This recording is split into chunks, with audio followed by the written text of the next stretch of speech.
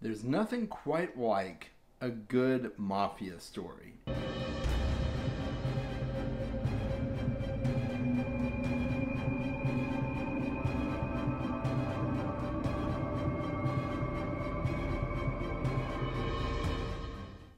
The Greenbone Saga by Fonda Lee has received a lot of hype in the booktube community and in other reading type communities as well. It's well loved by so many, and there's some detractors as well, some people who don't really care for it that much. But overall, I would say that the hype is pretty positive. Today, I'm going to tell you my thoughts on why you should read the Greenbone Saga. Please like the video if you get value from it. Make sure to subscribe to my channel and hit the bell notification so you don't miss out on future videos. And join my Discord if you'd like to discuss this more in depth. I'd love to have you come on board and talk about all of our favorite books together. That would be awesome. And with that being said, let's get started. The Greenbone Saga is a 4-book series by Fonda Lee, the first 3 of which make up the core trilogy. That would be Jade City, Jade War, and Jade Legacy. And then there is a novella called The Jade Setter of Janloon that is set before the events of the trilogy. And it is an urban fantasy set in an Asian culture that is reminiscent of the late 80s, early 90s in terms of technology. And it is centered around clan warfare that is reminiscent of mafia movies like The Godfather and West Side Story. So the reason I compare it to West Side Story is because you've got knives and blades and things like that versus your guns that you would see in a typical mafia movie. And it is rounded out with a magic-infused martial arts combat system. It takes place on a major island named Kikon, whose major city is Janloon. And for the majority of Book 1, everything takes place in Janloon. In Book 2, the story expands a little bit to include a neighboring city called Espenia. And then in Book 3, it expands out even further to include other major areas like Orotoko. And then in Jade Setter of Janloon, it brings us back to follow one particular person who is employed as a Jade Setter. And we'll talk a little bit more about what Jade is and everything here shortly. I did mention earlier that it is centered around clan warfare, and there are 2 major clans competing against each other for control of Janloon. One is the No Peak clan, which is ruled over by the Calls, and the other is the Mountain clan, ruled over by the 8 family. There is also a militant anti-clan movement called the Clanless Future Movement, and I would compare them fairly closely to the IRA, the Irish Republican Army. They are very militant. They carry out bombings and raids on jade factories and things like that. And then there are some other minor clans that, while having some influence, mostly report back to the No Peak and the Mountain clans. There is a very defined hierarchy to the clans. There's the Pillar, who is the political head of the clan. The Horn coordinates clan warfare, and he or she is essentially second in command to the Pillar. And then you have the Fists, which are kind of like the Horn's generals, and the Fingers, who are the underlings of the Fists, and they report back to the Fists.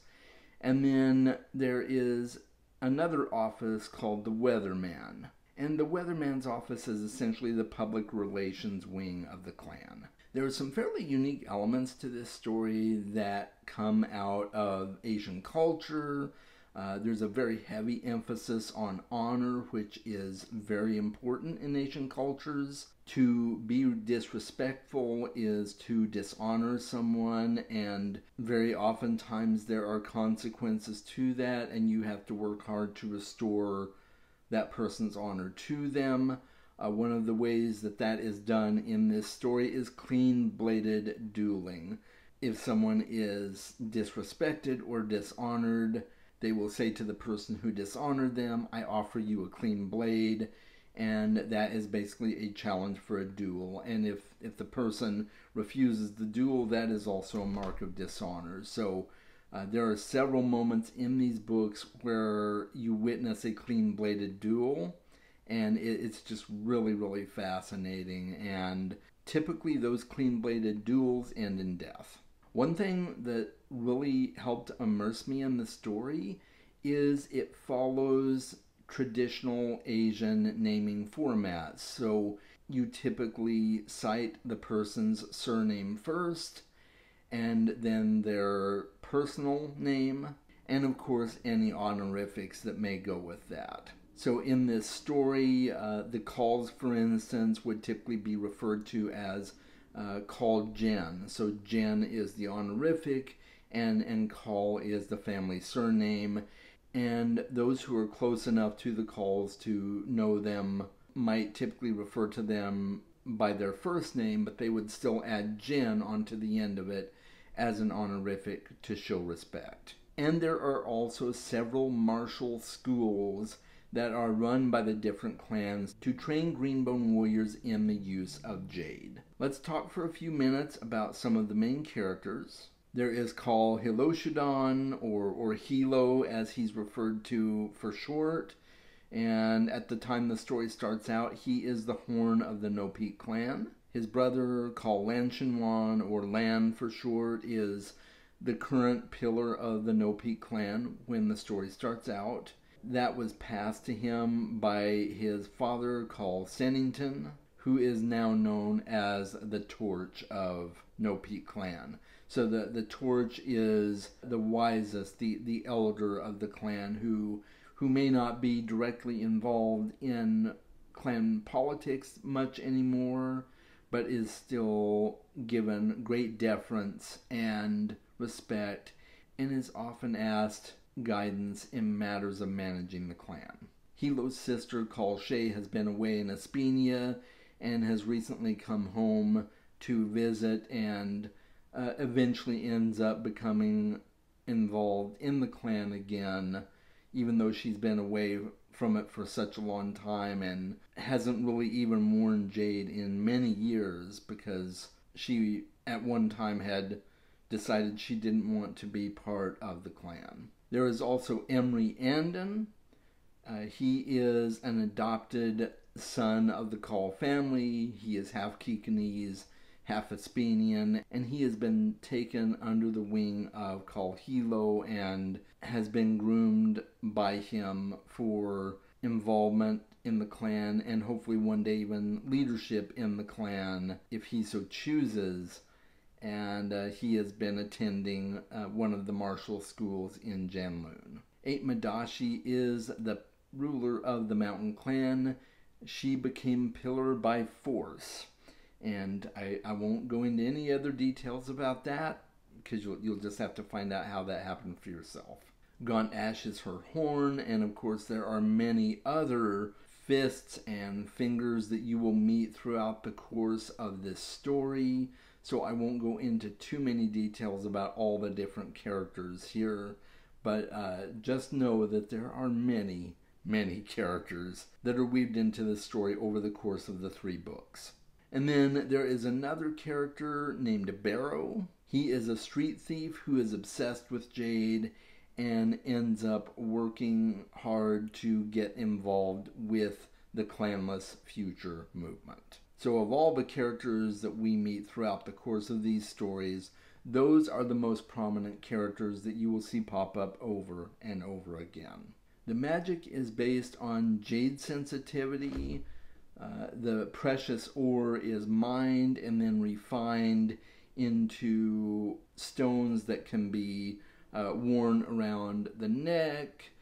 They can be embedded in piercings in different parts of people's bodies, like earrings. Some people have arm piercings. Some people have chest piercings.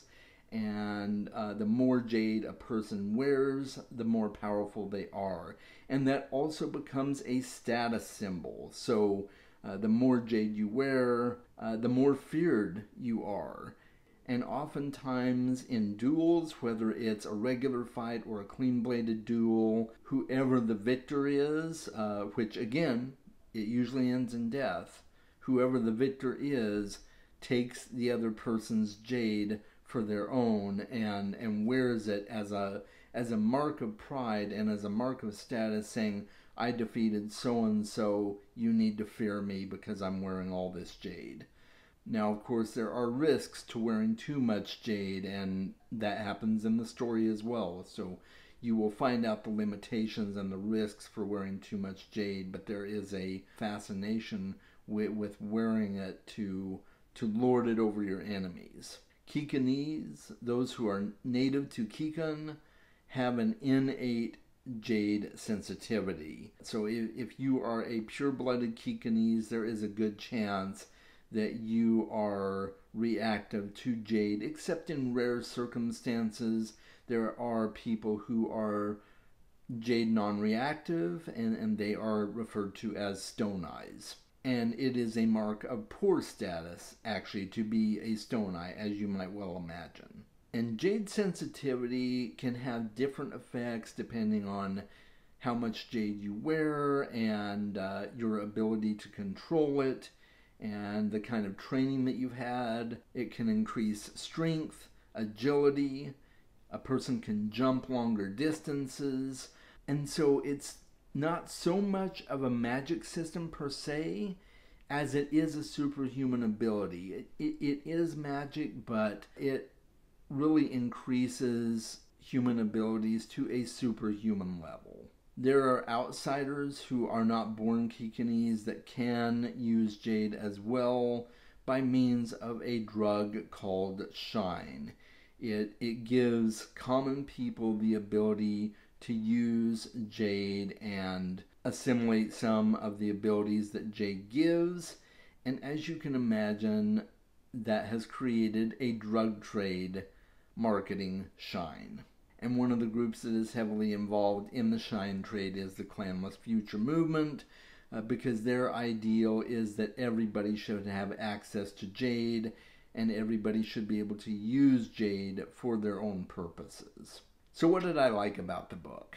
I thought the characters were very well realized, very nuanced. You get to learn a lot about the primary characters over the course of these stories, and you get an intimate window into their lives, what it's like growing up in the clans, what the expectations are of being a clan member, the honor and respect that you have to show to those inside the clan, and even in other clans, even though you might be in a civil war with the other clan, there's still an element of respect that you show that other clan, even though you disagree with them, even though you're not on the same side. I found the Jade magic system to be very unique, very interesting, and it has a lot of well-designed limitations. And the world is well-designed as well. I liked how it gave it to you in stages. You start off in book one with just Janloon, and then it gradually branches out over the course of the next books to give you more and more of the world. I thought that was a really unique way to do the world building, but I thought it worked very well, and it's kind of like spoon feeding it to the reader. It wasn't too much all at once. So I really liked that about it. There are some things that I didn't like, and one of those does involve something that I just previously talked about in the prose, and that is the setting. Because in book one, you're in Janloon. In book two, you're in Aspenia, and it's almost like two different sides of a coin. It's a very stark contrast. Janloon does play a part in the second book, but not as much, and so it's kind of like having to learn a whole different world all of a sudden, and that's fine. I think it still worked out really well, but it took me out of the story a little bit at first. And one other thing that kind of made it hard to get a grasp on everything was all the names. There are a lot of names in this story that will be thrown at you. Not just the Call family and the the Mountain Clan and the No Peak Clan. There are other clans as well and other family trees within those clans.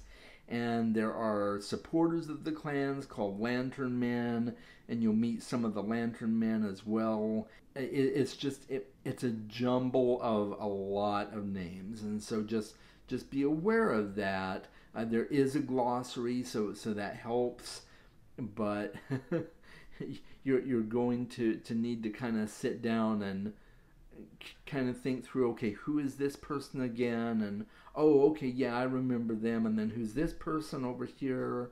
And you'll have new names thrown at you as the story progresses into book 2 and 3 as well. So just keep that in mind. You're going to be encountering a lot of people over the course of these stories. It's kind of funny because it seems like such a small world, and it is, but there's just so many people to interact with. So that was one of the other cons for me that kind of took me out of the story a little bit. But overall, I just absolutely had a blast with this.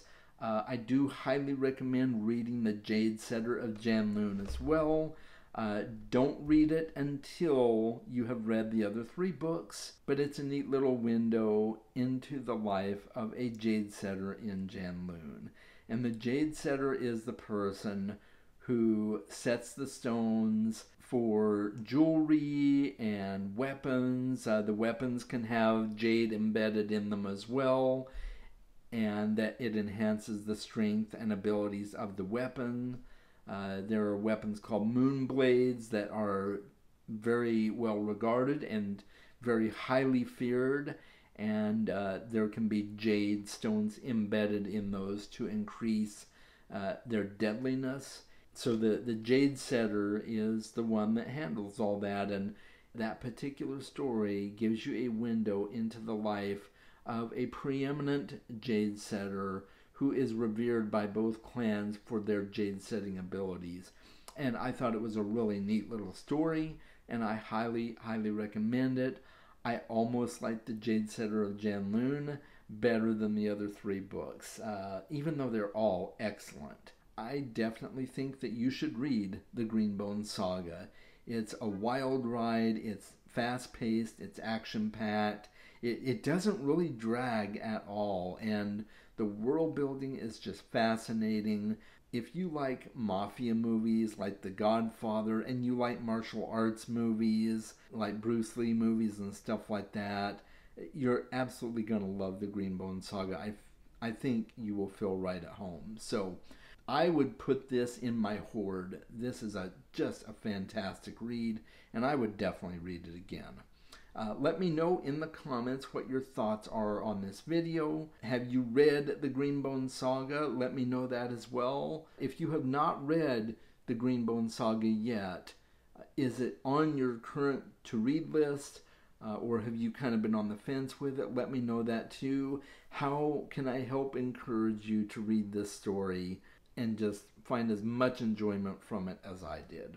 So that's all I have to say about the Greenbone Saga today. I hope you've enjoyed it. Until next time, make sure you are reading more books. I'll talk with you soon.